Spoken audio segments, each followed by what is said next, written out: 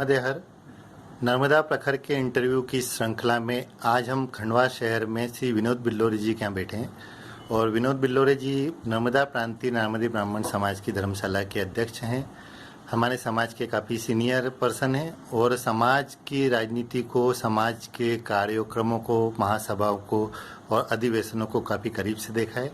आइए हम देखते हैं, हम जानते हैं कि उनके आने वाले महासभा चुनावों के बारे में क्या विचार हैं।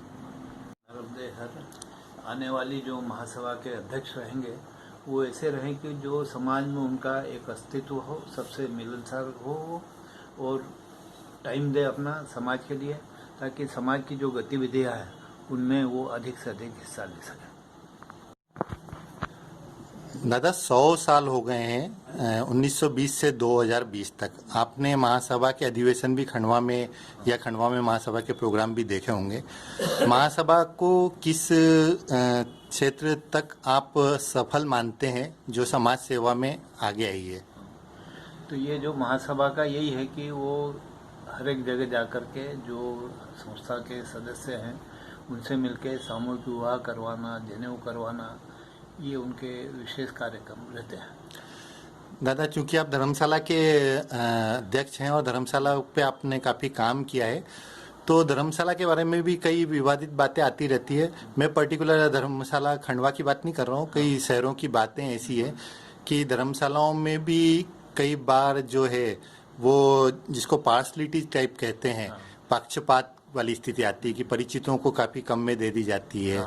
तो उस बारे में आप अपने विचार कुछ कहेंगे? नहीं, जो धर्मशाला के हम जो रेट्स हैं उसमें किसी में कोई कमी नहीं होती है। नहीं, आपकी मैं पर्टिकुलर मैंने फिर कहा कि मैं निमाड़ प्रांतीय नर्मदी धर्मशाला खंडवा की बात नहीं कर रहा हूँ। मेरा प्रश्न एक सामान्य प्रश्न है, जनरल प्रश्न है जो सभी समाज जन की तरफ से आपको है। जो ये हमारे यहाँ की जो धर्मशाला हैं उनके हमने जो रेट फिक्स कर रखे हैं उसी हिसाब से उनको देते हैं और जो दूसरे समाज के लोग आते हैं उनसे हम अधिक राशि वसूल करते हैं। अच्छा दादा, एक बात हो रही है कि महासभा चूँकि नया जो चुनाव होने वाला है, नए लोग आने वाले हैं, युवा लोगों को तक महासभा नहीं पहुंच पाई या युवा लोग महासभा से नहीं जुड़ पाए हैं, तो इस मामले में या इस संबंध में आपके क्या विचार हैं? इसमें युवा लोग अधिक से अधिक आएँ तो समाज के जो कार्य में गति आएगी, क्योंकि अभी युवा लोग बहुत कम जुड़े हुए हैं। जो वरिष्ठ लोग हैं उन्हीं के हिसाब से वो काम हो रहा है, तो युवा अधिक से अधिक जुड़ेंगे तो युवा कैसे जुड़ेंगे? युवा जुड़ेंगे मेंबर बन के, सदस्य बन के।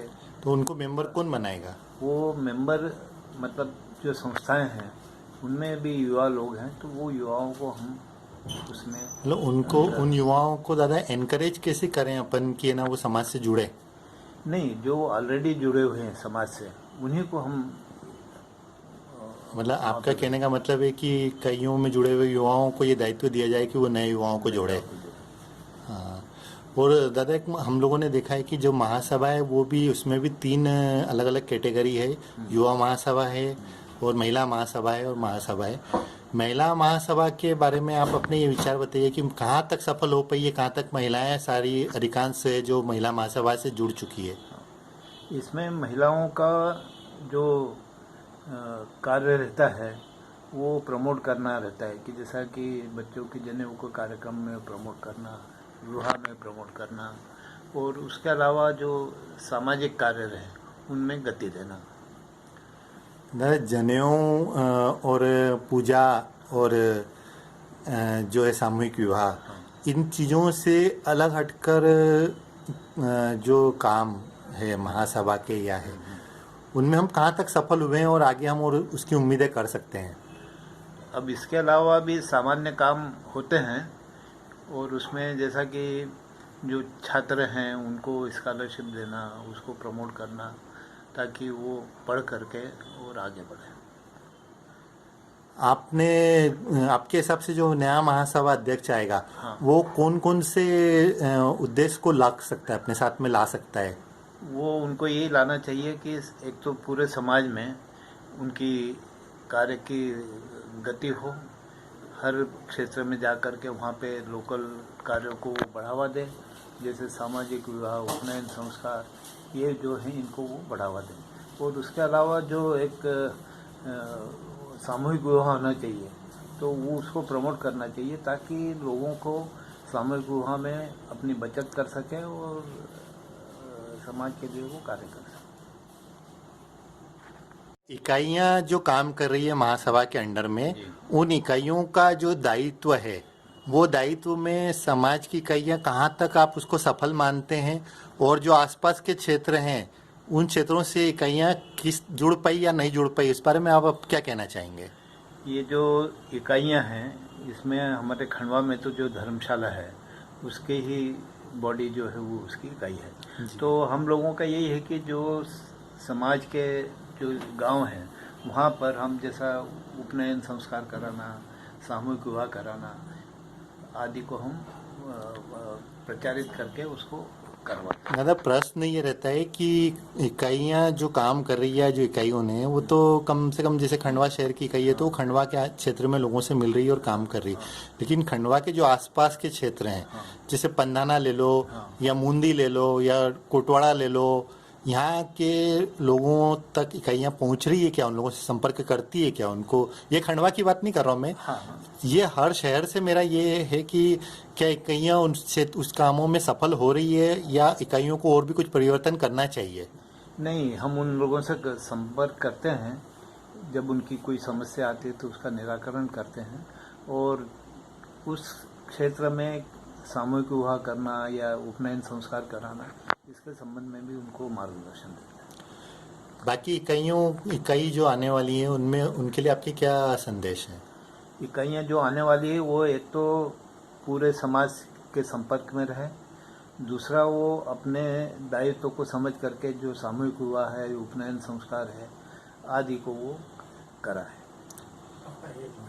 उनका समाज में जितनी इकाइयां हैं अलग अलग क्षेत्रों में, उनको सामूहिक विवाह और उपनयन संस्कार के अलावा और ऐसे कौन कौन से काम हैं जिससे वो समाज की मदद कर सकती है, और उनको आप क्या संदेश देना चाहेंगे?